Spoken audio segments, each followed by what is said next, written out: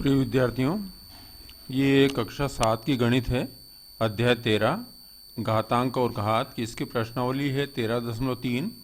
उसका पहला सवाल है, निम्नलिखित संख्याओं को प्रसारित रूप में लिखिए। ये संख्याएं हैं, इनको प्रसारित रूप में लिखना है। 5 संख्याएं ये। पहली एक एक करके हम इनको हल करते हैं। सबसे पहले हम हल करते हैं इस संख्या को 2,79,404 को। तो इसके लिए सबसे पहले देखेंगे कि शुरू में संख्या कौन सी लिखी है। तो शुरू में संख्या लिखी है 2, ये 2 लिखी है। थोड़ा हम इसको डार्क कर लेते हैं। देखो, शुरू में लिखी है 2, तो यहाँ लिखते हैं हम 2, ये 2 लिखा। और 2 के बाद में देखें कितने अंक है। 1 2 3 4 5 अंक है, तो 5 अंक की 5 शून्य लगा देते हैं। 4 और 5 शून्य लगा दी। धन। अब 2 के बाद अंक कौन सा है? 7 है। तो 7 के बाद कितने अंक है? 1 2 3 4 अंक है, तो ये 4 शून्य लगा दी। फिर उसके बाद 7 के बाद में क्या है? 9 है, ये 9 लिखा।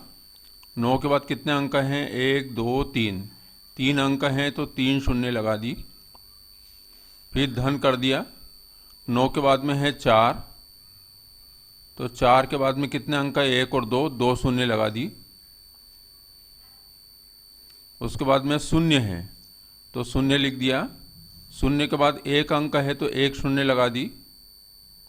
धन 4 है, और 4 के बाद में कोई शून्य नहीं है, मतलब कोई भी अंक नहीं है। अब यहाँ इसको लिखा हमने 2 गुणित 10 की घात लिखा। कितनी शून्य है? 1 2 3 4 5 शून्य है, तो 10 की घात हो जाएगी 5। धन 7 के बाद कितने अंक हैं? 4 अंक है। मैंने यहाँ 3 ही जीरो लगाए, 4 जीरो लगेंगे। देखो, 7 के बाद में 1 2 3 4 अंक है। 1 2 3 4 शून्य लगेगी, तो 7 गुणित क्या हो जाएगा? 10 की घात कितना आएगा? जितनी शून्य होगी। तो 4 शून्य है, तो 4 आएगा। धन 9 है। 9 के बाद में शून्य कितनी है? 3 है, तो ये आ जाएगा 10 की घात 3। धन 4, और 4 के बाद 2 शून्य है, तो ये हो जाएगा 10 की घात 2। अब ये पहले वाले शून्य के बाद में क्या है? शून्य गुणित 10 की घात लिखा मैंने। कितनी शून्य है? 1 है, तो 10 की घात 1 लिख दिया। धन 4 गुणित 10 की घात। कितनी शून्य है? कोई शून्य नहीं है, तो ये 10 की घात 0 लिख दी। तो ये हो गया इसका प्रसारित रूप। पर यहाँ पर शून्य का किसी भी संख्या में गुणा करेंगे तो उसका मान 0 रहेगा।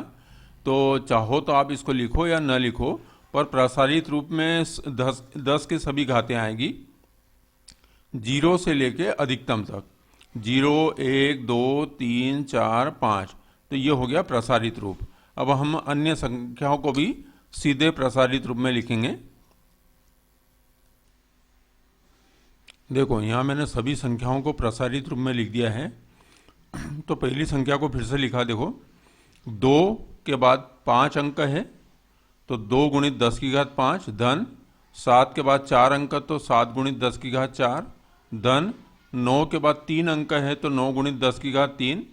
4 के बाद 2 अंक है, तो धन 4 गुणित 10 की घात 2। और 0 के बाद 1 अंक है, तो धन 0 गुणित 10 की घात 1। 4 के बाद कोई अंक नहीं है, तो धन 4 गुणित 10 की घात 0। तो कोई भी संख्या लिखना है, उसका प्रसारित रूप में लिखना है कि शुरू से संख्याएं लिखना है। देखो, 3 लिख दी, 0 लिख दी, 0 6 1 9 4। यहाँ पर थोड़ा गलत हो गया, यहाँ मैंने गुणा कर दिया है, यहाँ आएगा धन। तो जितनी भी संख्याएं हैं उनको लिख के और उनके बीच में धन का चिन्ह गुणा करके सबको 10-10 लिख दो। और फिर उसके बाद में घात कैसे लिखना है? देखो, 3 के बाद में 1 2 3 4 5 6 अंक है, तो 10 की घात 6। 0 के बाद में 1 2 3 4 5 अंक है, तो 10 की घात 5। फिर 0 के बाद में इस शून्य, सेकंड वाली 0 के बाद में 1 2 3 4, तो 10 की घात 4। फिर देखो 6 लिखा, ये 6 लिखा मैंने। उसके बाद में क्या करना, 3 शून्य है, 3 अंक है तो 3 शून्य, तो 10 की घात 3 लिखेंगे। फिर उसके बाद में ये 1 है, तो ये 1 लिखा और 1 के बाद में कितने अंक है, 2 अंक है, तो गुणित 10 की घात 2 लिख दिया है। फिर ये लिखा है 9, तो 9 लिखा, सबके बीच में धन आएगा, 9 लिखा, 9 गुणित 10 की घात कितना आएगा, 9 के बाद जितने अंक होंगे, एक ही अंक है 10 की घात 1, और आखिरी में 4, ये 4 लिखा गुणित 10 की घात, 4 के बाद कोई अंक नहीं है तो 10 की घात 0। तो ये इसी प्रकार से सबको मैं रोक के बता रहा हूँ, आप इसको देख लो। ये है 2 गुणित 10 की घात 5 धन 8 गुणित 10 की घात 5, ये 2 गुणित 10 की घात 6 धन 8 गुणित 10 की घात 5 धन 0 गुणित 10 की घात 4 धन 6 गुणित 10 की घात 3 धन 1 गुणित 10 की घात 2। ये इस प्रकार से आप इसको हल कर सकते हैं। तो ये था पहला सवाल। अब हम करेंगे दूसरा सवाल। ये है दूसरा सवाल, निम्नलिखित प्रसारित रूपों में से प्रत्येक के लिए संख्या ज्ञात कीजिए। तो ये 4 सवाल हैं, ये बड़ा वाला सवाल मैं करके बताता हूँ आपको, बाकी एक सवाल आप होमवर्क के रूप में कर सकते हैं इनको। तो देखो मैं यहाँ पर बताऊँ, पहला सवाल ए वाला 8 लिखा है, 8 के बाद में 10 की घात कितनी है, 4 है, तो ये 8 लिखा, 10 की घात 4 का मतलब आगे 4 शून्य है, 1 2 3 और 4 शून्य। फिर धन है, तो धन उसके बाद में 6 लिखा है, तो जोड़ करना है, तो ये 6 बाद में लिखा है यहाँ पे, और 10 की घात कितनी है, 3 है, मतलब 3 शून्य है। फिर उसके बाद शून्य गुणित 10 की घात 2, तो शून्य यहाँ लिखेंगे, और 10 की घात 2 का मतलब शून्य के बाद में 2 शून्य है, ये 2 शून्य हो गई। फिर 4 आएगा और 10 की घात 1 है, तो ये लिखा मैंने, देखो यहाँ शून्य गुणित 10 की घात 2, 4 के बाद में ये 4 कहाँ लिखाएंगे, देखो क्रम से ऐसा आ रहा है, 4 यहाँ लिखाएगा, और 10 की घात 10 की घात 1 है, मतलब इसके बाद में शून्य कितनी है, 1 है। धन 5 गुणित 10 की घात 0 है, तो 5 के बाद कोई शून्य नहीं है, इसलिए 10 की घात 0 है, तो अब 5 कहाँ आ जाएगा, यहाँ पर आ जाएगा, और ये सब जुड़ जाएंगे। तो देखो ये अंक इकाई का अंक है, ये 5, दहाई के अंक में है 4, सैकड़े के अंक में है 0, फिर इसके बाद में 1000 के अंक में है 6, और 10,000 में है 8। तो पहले हमने प्रसारित में निकाला था, अब ये प्रसारित रूप में दिया हुआ है, इसके लिए अपने को संख्या लिखना है, तो ये संख्या लिख दिए। तो यहाँ पर देंगे आप, इसको सीधे बताता हूँ मैं आपको, 4 के बाद में देखो 4 गुणित 10 की घात 5 है, तो यहाँ कितनी आएगी, 1 2 3 4 और 5, 4 के बाद 5 शून्य आएगी, ठीक है। अब 5 गुणित 10 की घात 3, तो 5 के बाद कितनी शून्य आएगी, 3 शून्य आएगी, तो 1 2 3 शून्य के, तो यहाँ लिखेंगे अपन इसको 5। फिर 3 के बाद में 2 शून्य आएगी, तो ये 2 शून्य हो गई, यहाँ आ गया 3।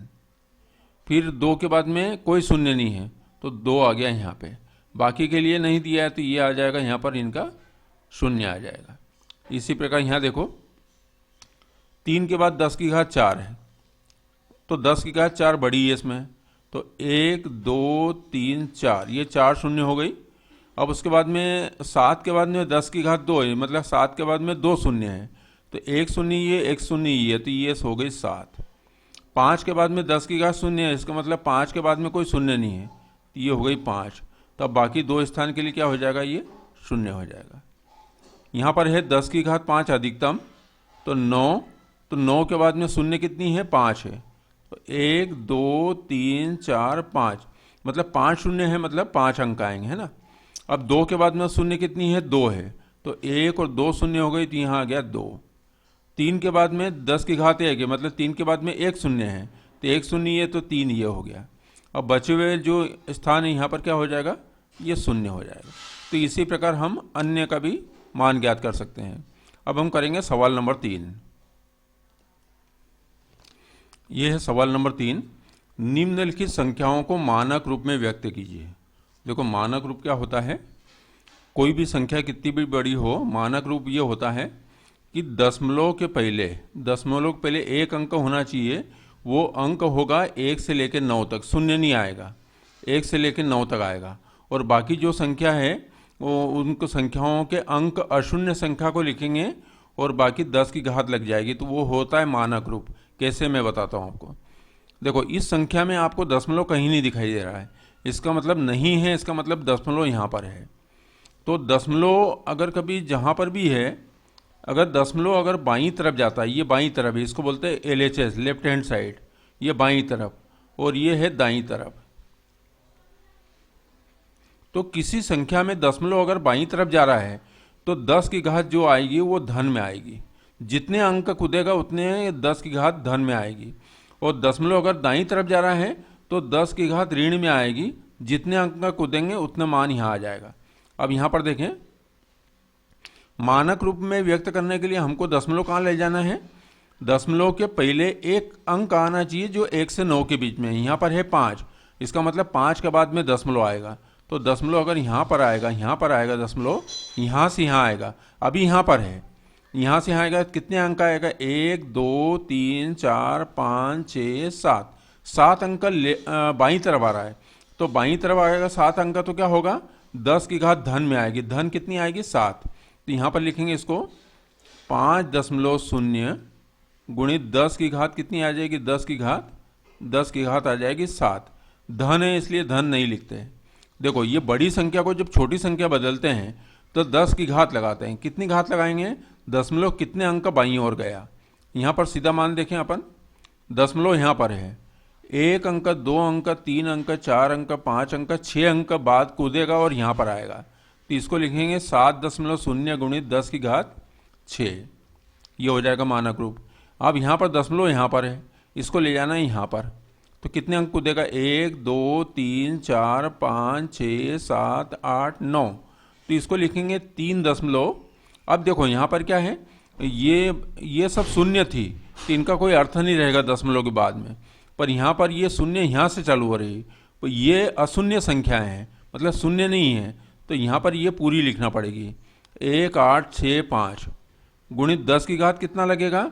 जितने अंक दशमलव इधर गया है, 1 2 3 4 5 6 7 8 9, 9 अंक क्रॉस करके यहाँ पे आया है। तो यहाँ लिखेंगे अपन 10 की घात 9, और ये भी आएगी धन में। दशमलव यहाँ पर है, देखो 1 2 3 4 5, 5 अंक कूद के यहाँ पर आएगा।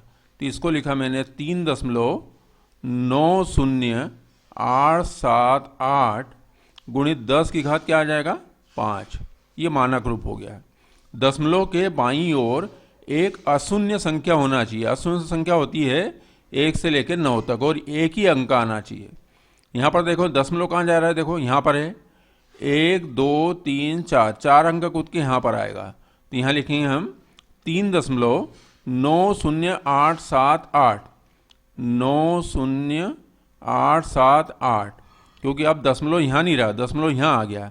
तो दशमलव के बाद की सभी अशून्य संख्याएं आएगी, 1 से 9 वाली जितनी भी होगी वो। पर इसके बाद यदि 0 होता, केवल 0 0 होते हैं, तो उनको अपन हटा देते हैं।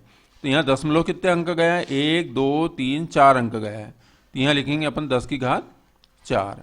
यहाँ पर देखो दशमलव कहाँ है? यहाँ पर है 1 2 3, 3 अंक के बाद में यहाँ पर आएगा। तो लगाएंगे हम 10 की घात 3, और अंक क्या लिखेंगे? 3 दशमलव जितने अंक है 90878, 90878। तो ये हो गया इनका मानक रूप।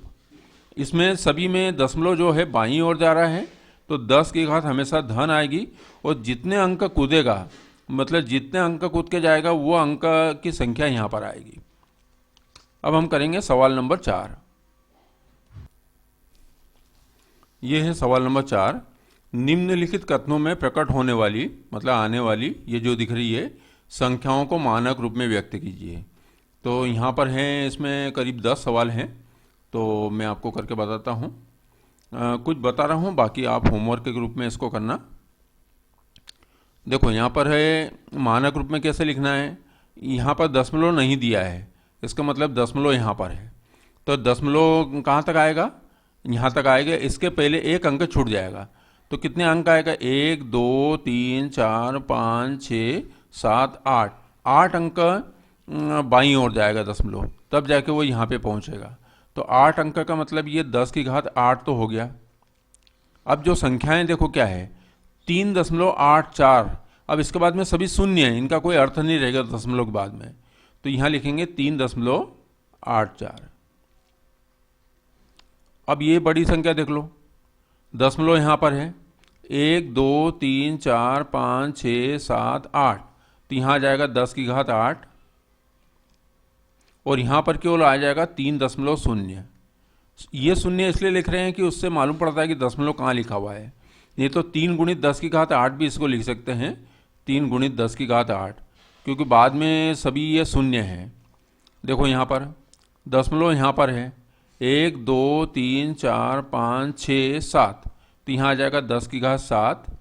अब इधर क्या आएगा देखो, केवल इतना आएगा क्योंकि बाद के सब शून्य हैं, तो यहाँ आ जाएगा दशमलव यहाँ तक लाए अपन, 1 2 3 4 5 6 7, तो इसको लिखेंगे 1.2, उसके बाद 7 5 6 गुणित 10 की घात 7।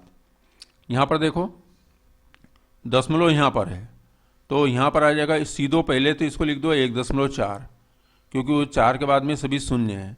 पर 10 की घात कितनी आएगी देखो, 1 2 3 4 5 6 7 8 और 9, तो ये आ जाएगा 10 की घात 9। यहाँ पर देखें केवल 1 आएगा, 1 गुणित 10 की घात कितना आएगा 10, शून्य है, दशमलव है यहाँ पर। अब इसको लाना है 1 के बाद में, मतलब दशमलव पहले 1 रहना चाहिए। 1 2 3 4 5 6 7 8 9 10 11, तो ये हो गया 10 की घात 11। तो ये हमारा था 5 सवाल। अब हम देखते हैं आगे के सवाल, यदि आप कर सको तो। देखो ये अब बाद के सवाल हैं। तो यहाँ पर शुरू में जो संख्या है कि मानक रूप में सबको लिखना है, तो यहाँ पर आएगा 1.2 गुणित 10 की घात, यहाँ 3 गुणित 10 की घात आएगा, यहाँ आ जाएगा 6.023 गुणित 10 की घात, बाकी सब शून्य हैं। यहाँ आ जाएगा 1.353 गुणित 10 की घात, यहाँ आ जाएगा 1.027 गुणित 10 की घात। अब 10 की घात क्या लगेगी देखो, सबके इसमें दशमलव आखिरी में है, तो दशमलव ये एम लिखा है ना, मीटर है, तो दशमलव आखिरी में है। दशमलव को कहाँ तक ले जाना है कि उसके पहले एक अंक बच जाए, तो आप ये देखना कि कितने अंक दशमलव कूदता है। वो जितने अंक कूदता है वो 10 की घात आ जाएगी, वो धन में आएगी, पर धन चिन्ह लगाने की जरूरत नहीं होती है। तो आप इन सवालों को हल करना, यदि कोई सवाल इसमें ना आए तो वैसे सभी आ जाएंगे, क्योंकि इसके पहले के 5 सवाल इसी पर आधारित है। पर यदि ना आए तो मुझे कमेंट ज़रूर करिए। इस वीडियो को देखने के लिए धन्यवाद।